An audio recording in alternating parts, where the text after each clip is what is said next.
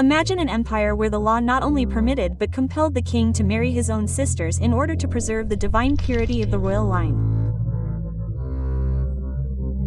Now imagine that this same queen, barely emerged from that sacred incestuous bed, was forced to wage a silent and deadly war against hundreds of other wives. In the opulent halls of Persepolis, true power did not derive from that sacred title. It emanated from the ability to give birth to the first male heir and, most importantly, to ensure that he survived the night. Welcome to ancient Persia, a place where the harem was a battlefield, poison was a political instrument, and the purity of blood was a deadly paradox. Today, we will reveal the secret architecture of Persian sexual control. A relentless mechanism where the sister wife was placed in a head-on collision course with power-hungry secondary wives. What Greek historians documented as the ultimate barbarism of the East was in reality just the daily practice that sealed the fate of the largest empire the world has ever known. These revelations are just the tip of the iceberg that official history has tried to hide. If you are ready to discover what school textbooks would never dare to print, I invite you to join our circle of confidence. This is where we explore the truth without censorship. Subscribe now and activate notifications so you don't miss any of our next investigations. Leave a like if this Persian mystery has already piqued your curiosity. Tell us in the comments from which city in France or which country you are listening to us from tonight, and especially which other queens or empresses with tragic destinies would you like to see revealed? Your enthusiasm is the driving force behind this channel, and to understand the scale of the drama that was unfolding at Persepolis, we need to set the scene. We are not talking about a simple kingdom, but about the Achaemenid Empire. Founded around BCE by Cyrus the Great, ancient Persia became the world's first superpower. Its territory was colossal, stretching from the borders of Greece to the valleys of India, uniting dozens of peoples under a single authority. This authority was absolute, embodied by the King of Kings. In this system, the monarch was not only a political leader, he was the guarantor of cosmic order, a quasi-divine figure. To maintain this gigantic empire, the stability of succession was non-negotiable. It was this obsession with legitimacy that forged the most paradoxical power structure of antiquity. The empire rested on two contradictory pillars. A purity of blood so sacred that it demanded royal incest, and a need to obtain heirs so pressing that it justified the existence of massive harems. It was at the intersection of these two laws that the intimate drama began. This obsession with legitimacy created an intimate chessboard whose key pieces were women. At the center was the King of Kings, the axis around which everything revolved. But the real protagonists of our drama were the two types of wives he was forced to possess. First, there was the most sacred and disturbing figure, the sister wife. This was not an option, but a religious obligation. The king, such as Amembi's II, who according to Greek sources married two of his own sisters, had to unite with her blood so as not to contaminate the divine lineage. Her role was not love, but purity. She was the receptacle of divinity, the guardian of blood. Facing her stood an army, the harem. These were not a few favorites, but hundreds of women selected for their beauty and fertility from across the empire. Their role was quantity, the biological necessity of producing a male heir. Persian law thus created an inevitable collision. On one side, an incestuous queen of quasi-divine status. On the other, a multitude of secondary wives ready to do anything to ensure that their sons ascended the throne. These two forces were not complementary, they were mortal enemies. These two hostile forces were locked in the same place, the harem. Forget the fantasies of poets and Orientalist paintings. The Persian harem was not a simple place of pleasure. It was a state institution, a bureaucratic machine designed for a single purpose: the production and absolute control of the imperial succession. It was a veritable city within the city, a sealed world whose secrets were guarded by the most crucial and feared figure in the palace, the nun. The Suku were the eyes and ears of the King of Kings, with full access to the women's quarters, and were the administrators, joliers, and spies of this intimate surveillance system. Every woman, whether a pure-blooded princess or a concubine captured on the fringes of the empire, had her life completely regulated.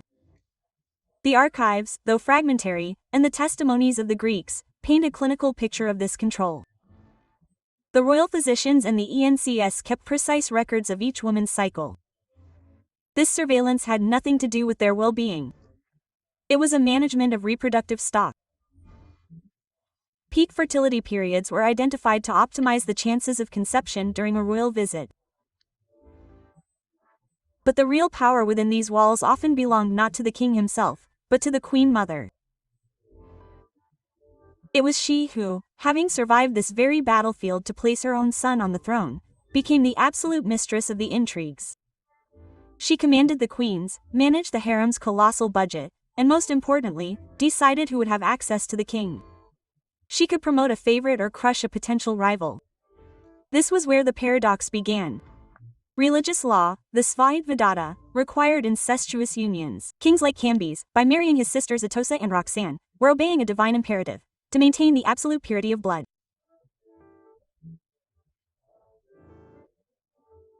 In theory, this sister-wife was the undisputed queen. But in practice, the biological law of succession put her in danger. The king was not satisfied with just her. He needed an heir, and he looked for one everywhere. The harem of Zirs, for example, had more than 300 legal wives, not counting the concubines. Each of these women was a pawn in a dynastic game. The protocol of preparation for a royal night was a ritual of absolute control. Texts such as the Book of Esther, which draws heavily on Persian customs, describe months of purification, baths in sea salt and aromatic oils. This was not a beauty treatment but a quasi-medical inspection. The woman was examined, her body checked to ensure that she was a perfect receptacle, free from any disease, worthy of bearing the royal seed. She was stripped of her identity to become a political instrument. This structure created what the briefing calls the architecture of sexual power of the plot. On one side, the sacred purity of the sister wife. On the other, the biological engine of the harem. The system did not allow them to coexist, it forced them to compete. The status of the sister wife was a target. She had the blood. But any of the 300 other women could have the son. And in this game, only one son counted, or at least the one who would be designated as the heir. Thus the sister wife, despite her divine title, became a prisoner of her own purity. Her mission was not just to conceive, but to survive and ensure that her rivals failed. The harem became a silent battleground. The suku were not just guards, they were potential double agents bought by rival factions. The doctors were not just healers, they were also expert poisoners. Intimate surveillance was not just preventive, it was also offensive. Rivals' pregnancies were monitored, not to protect them, but to find a weakness. The slightest sign of weakness, the slightest illness in a rival child was an opportunity. This tension was the secret engine of the empire. The Greeks, like Herodot, viewed its practices, royal incest, the power of the yoke, the mass harems, with horror, seeing them as evidence of barbaric decadence. He did not understand. This was not decadence, it was a ruthless mechanism of dynastic control, a brutal fusion of religious domination and biological necessity. We are now at the heart of Persia's most secret mechanisms. What you have just heard about this institutionalized surveillance is only the preparation for the drama that is about to unfold. If these revelations that shatter the idealized image of the Orient fascinate you, and if you appreciate this dive into a complex history, far from cliches, your support is essential to continue. It is thanks to you that Secret of the Royal Alcove can shed light on its forgotten female destinies. If you haven't already, I invite you to subscribe so you don't miss any of our future explorations. Leave a like to let us know that you enjoy this in-depth investigative format and, above all, share your thoughts in the comments. What do you think of this architecture of power? Does this tension between blood purity and biological necessity surprise you? Your participation is valuable. Your commitment allows us to continue to reveal these truths. We have established the architecture of power, the religious imperative of purity, and the biological necessity of the harem. The true climax, the moment when this system of sexual control reveals its ruthless nature, is not the incestuous union blessed by the priests. Nor is it the first night of a concubine in the royal bed. The climax of this drama is the birth of the first evil heir. It is the precise moment when the piercing paradox explodes, when the supposedly untouchable bridegroom engages in a struggle to the death. Imagine the atmosphere in the women's quarters. This city within the city. Silence is never at all. The news that a wife, any wife, is pregnant, spreads like a shock wave. If that wife is the sister wife, the pressure on her is immense. Her divine purity must be validated by a son. But this very practice betrays her. The genetic consequences of these repeated inbreeding unions, though unknown to the priests, are documented. Historical records tell of princes born with infirmities, chronic illnesses, and deformities. Ironically, the law of purity weakens the bloodline. If the sister wife gives birth to a fragile child, or worse, a girl, her sacred status plummets. She has failed. Meanwhile, in the rest of the harem, the 300 other wives represent a diverse gene pool, a life insurance for the dynasty. The crucial moment comes when one of his secondary wives, a woman without divine blood, gives birth to a robust son. At that moment, this simple concubine becomes the most powerful woman in the empire. She has just one absolute power. She is the future queen mother. This is what the original angle of our investigation reveals. Power does not come from the sacred blood of incest, it comes from survival in this silent battlefield. But having the son is only the first step. The real climax is keeping him alive. This is where the censored ways of the mothers, of corrupt doctors, come to us.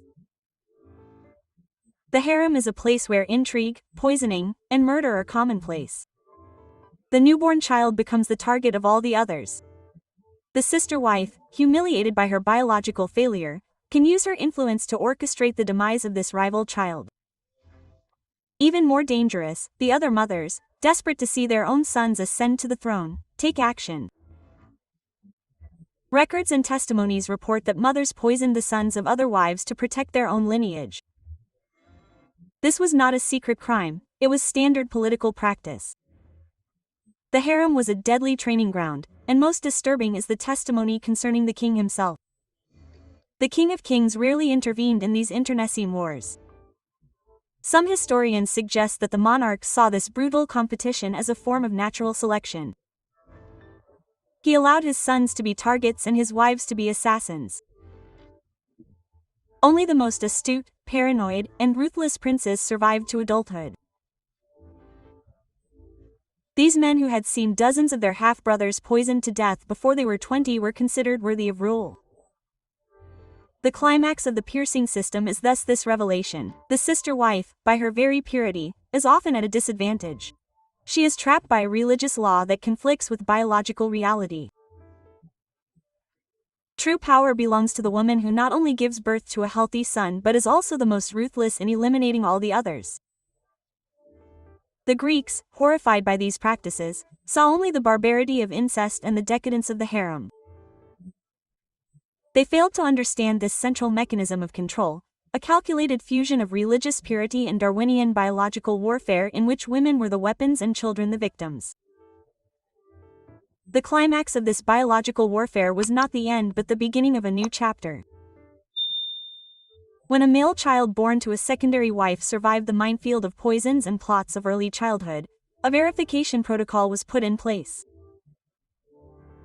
This was not a mere formality, it was the ratification of a biological coup d'état. The child was officially presented, not as the king's son, but as the heir. Official documents and administrative tablets were drawn up. Allowances were reallocated. The harem budget was reorganized. The mother of this child, formerly a simple concubine, saw her status transformed. She became the queen mother, gaining absolute power.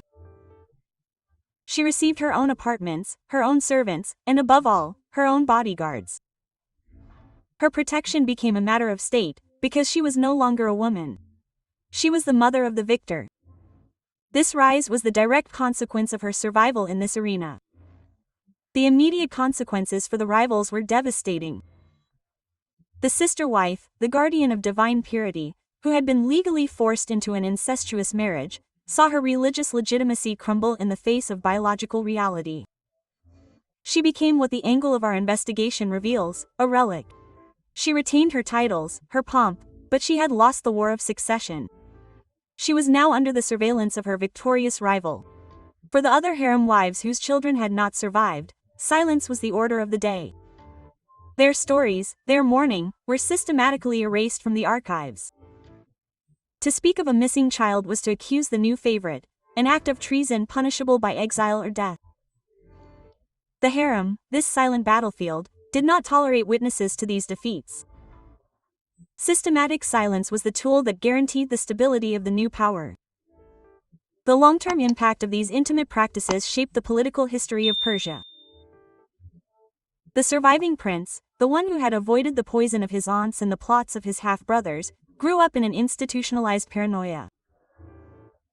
He learned power not through law or philosophy but through survival.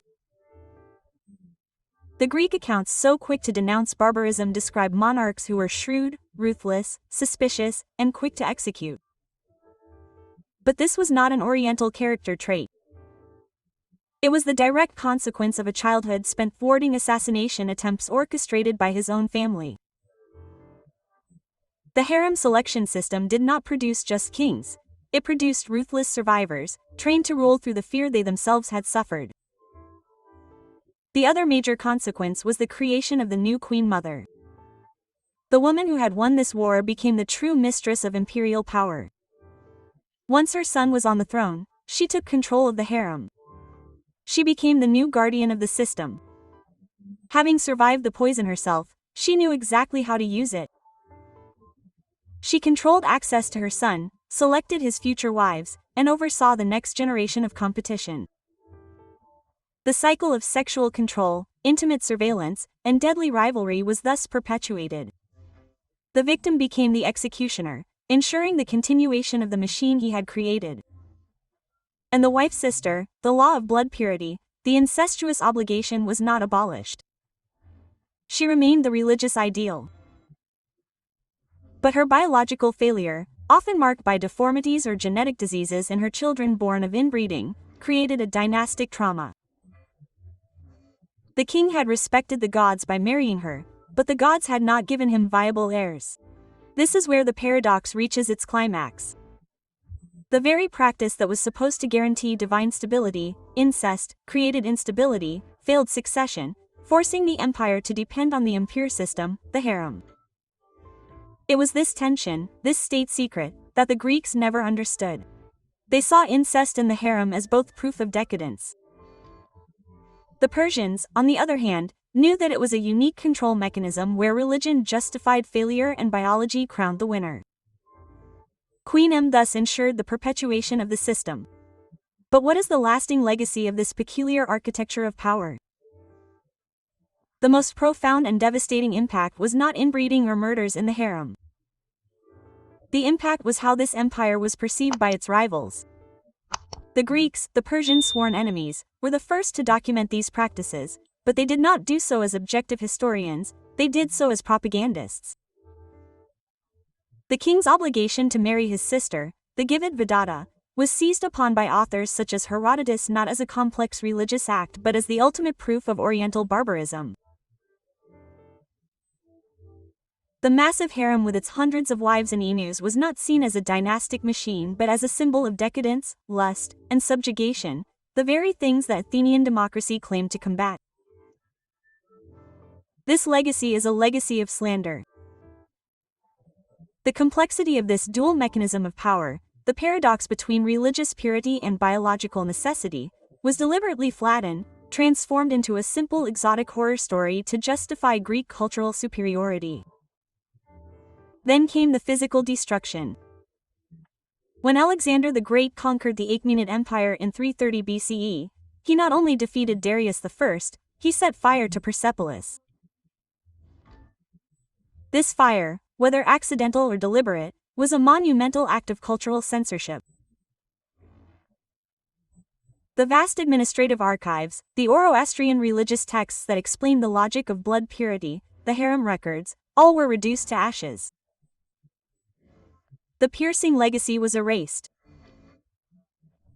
What survived were the testimonies of the victors, the Greeks. We inherited their horrified interpretation, not their self-justification. The truth of the sister wife, her real place in this chessboard, was buried under the rubble. The documents that might have explained to us the psychology of these women, their own struggle within this system, were lost forever. What remains is a fragmented but powerful legacy. The institution of the harem, as practiced by the Persians, served as terrifying and fascinating models for later empires. The idea of a closed, politically charged space where women were both prisoners and major political actors profoundly influenced the Byzantine world and later the Ottoman Empire. The obsession with the first son and the resulting fratricidal wars of succession became a constant in many absolute monarchies. But the deepest secret of the piercing legacy remains this original angle that we have been exploring: the deconstruction of the power of the Queen of Blood. Persia has left us the hidden document of a political truth. Ideological purity is often a strategic weakness. The sister wife, symbol of this purity, was a tragic figure, an absolute queen in theory, but a vulnerable target in practice. She was a religious tool that the system willingly sacrificed to biological necessity. The true hidden legacy of Persia, censored by Alexander's flames and Greek propaganda, is this brutal lesson in sexual realpolitik. Power lay not in the divine blood of incest, but in ruthless survival within the harem. It lay not in religious law, but in the ability to circumvent it through biology. Today, when we visit the ruins of Persepolis, we see only stones. But those stones were the scene of an invisible war in which hundreds of women fought, not with armies, but with their fertility, their cunning, and their mastery of poison. They fought for the ultimate prize, not the title of queen, but that of mother to the king. It is this truth, this fusion of religious domination and biological warfare, that constitutes the most disturbing revelation of the most powerful empire of antiquity. This exploration of ancient Persia has come to an end, but our journey into the secrets of the alcove has only just begun. What we have discovered today, this brutal paradox between divine purity and the biological warfare of the harem, is proof that history was written far from the official battlefields. These Persian women, whether sacred sister wives or ruthless concubines, were the true architects of the empire, using their bodies and minds as weapons in a game where only survival mattered. If you feel, as I do, the importance of giving a voice to these women whom history has tried to silence, then this is your place. Secret of the Royal Alcove is more than a channel. It is our privileged space to reveal the truth. Censored. Join our community of history enthusiasts. Subscribe to ensure these exclusive revelations continue to come to light. Leave a like if this investigation has changed your perspective on Persia, and especially tell me in the comments what other civilization, what other forgotten queen, or what other ritual of power should we expose next time. Thank you for your presence and your support. Miss